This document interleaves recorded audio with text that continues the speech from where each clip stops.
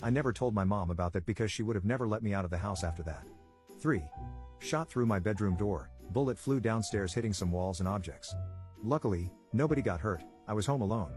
Patched the door and repainted it in 24 hours. Fixed the wall as best as I could and said I bumped into the wall with a heavy object. Stupid but lessons learned. 4. I moved to a new town and my neighbor and his friends asked me to hang out.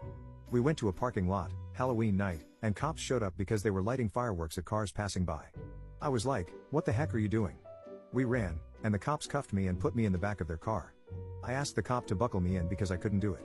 He looked at me with disbelief and then did it. We drove around looking for the others, and he was asking me questions. I told him my story, and he let me go, saying, don't be an idiot and find different people to hang out with. 5. Drove to Las Vegas when I was 17 with a friend after a high school football game. We were in the marching band.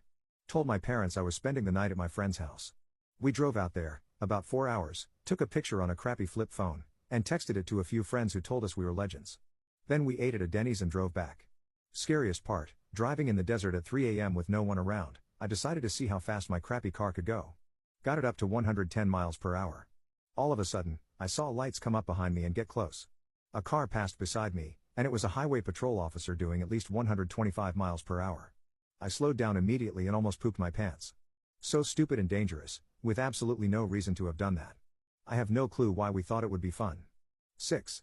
Came back home blackout drunk, vomited on the carpet. My parents were away, and I completely forgot my brother and his girlfriend were home. Would not have gotten so drunk if I had remembered that. My brother let me have an earful, telling me what a stupid thing I had done getting so wasted and made me clean the carpet, rightfully so. But he also made sure I survived the night. When our parents came home the next afternoon and asked about the wet carpet, he covered for me, telling them some juice was spilled on it accidentally instead of telling them what an idiot I had been. 7. Got revenge on my bullies. I was frequently bullied in middle school. One day, maybe I just wanted to seem tough or whatever, but I got the super bright idea of making up a story of how 3 bullies ganged up on me and I fought them off. I knew some basic martial arts at the time, but probably nowhere near enough to take out 3 dudes with bodies bigger than mine. My mom reacted more seriously than my middle school brain expected her to.